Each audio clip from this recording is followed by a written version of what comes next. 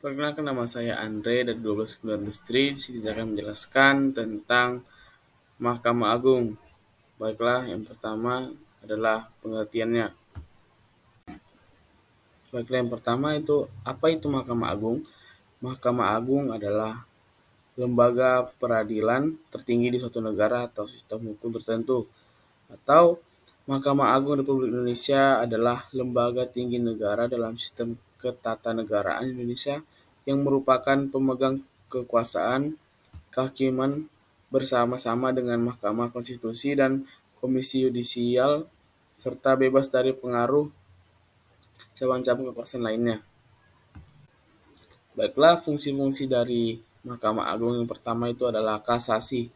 Mahkamah Agung bertindak sebagai pengadilan kasasi, yaitu memiliki kewenangan untuk memeriksa ulang putusan-putusan dari pengadilan di bawahnya, seperti pengadilan tinggi atau pengadilan banding, untuk memastikan kesesuaian dan keadilan dalam penerapan hukum. Yang kedua adalah interpretasi hukum. Mahkamah Agung memiliki peran penting dalam menginterpretasi konstitusi, undang-undang, dan peraturan lainnya. Putusan Mahkamah Agung dapat menjadi preseden atau jurisprudensi yang mengikat untuk kasus-kasus serupa di masa depan. Dan yang ketiga ada penyelesaian sengketa. Mahkamah Agung dapat berfungsi sebagai lembaga penyelesaian sengketa antara pemerintah, lembaga negara, individu, atau pihak-pihak lainnya. Oke, baiklah. Sekarang kita masuk dalam tugas-tugas Mahkamah Agung. Apa-apa saja tugas Mahkamah Agung tersebut? Yang pertama, peninjauan putusan pengadilan. Mahkamah Agung memiliki kewenangan untuk memeriksa ulang putusan-putusan dari pengadilan di bawahnya, seperti pengadilan tinggi atau pengadilan banding. Tujuan dari peninjauan ini adalah memastikan kesesuaian dalam penerapan hukum. Dan yang kedua adalah interpretasi hukum. Mahkamah Agung berperan penting dalam menginterpretasikan konstitusi, undang-undang, peraturan, dan perundang-undangan lainnya. Putusan Mahkamah Agung dapat menjadi preseden atau jurisprudensi yang mengikat untuk kasus-kasus serupa di masa depan. Dan yang ketiga, konstitusionalis.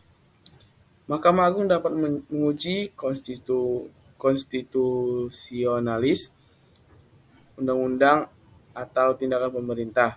Jika undang-undang atau tindakan pemerintah dianggap tidak sesuai dengan konstitusi, Mahkamah Agung dapat membatalkan atau mengoreksinya.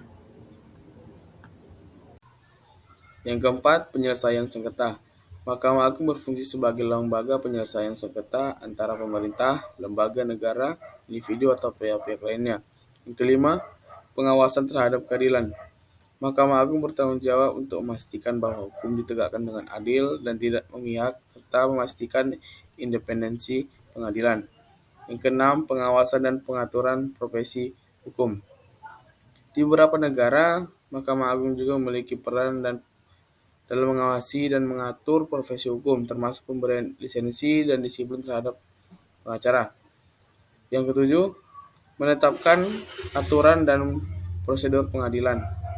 Mahkamah Agung juga dapat menetapkan aturan dan prosedur yang mengatur jalannya pengadilan di seluruh yurisdiksi negara tersebut. Maaf, ini agak ribut soalnya di rumah. Baik, lanjut. Apa aja wewenang Mahkamah Agung itu? Yang pertama, peninjau kasasi. Mahkamah Agung memiliki wewenang untuk memeriksa kasasi atau banding terhadap putusan-putusan yang diberikan oleh pengadilan-pengadilan di bawahnya. Tujuan dari peninjauan ini adalah untuk memastikan bahwa putusan tersebut sesuai dengan hukum dan keadilan. Yang kedua, pengujian Mahkamah Agung dapat menguji konstitusi, undang-undang, peraturan, dan tindakan pemerintah. Jika ada ketidaksesuaian dalam konstitusi, Mahkamah Agung dapat membatalkan atau memodifikasi undang-undang atau tindakan tersebut.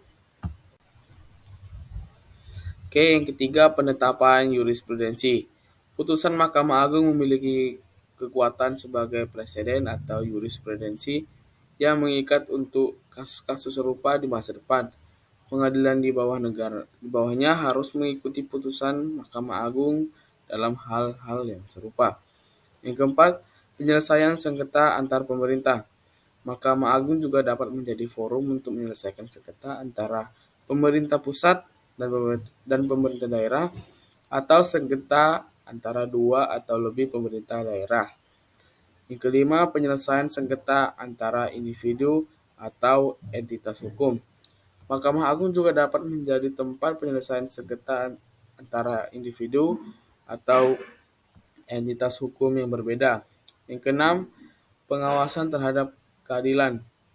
Mahkamah Agung memiliki peran dalam memastikan bahwa hukum ditegakkan secara adil dan tidak memihak, serta dapat mengawasi kinerja sistem peradilan secara keseluruhan. Yang ketujuh, menetapkan aturan dan prosedur pengadilan. Mahkamah Agung juga dapat menetapkan aturan dan prosedur yang mengatur jalannya pengadilan di seluruh yurisdiksi negara tersebut. Baiklah, cukup sekian presentasi dari saya. Mohon maaf jika ada salah kata. Selamat siang.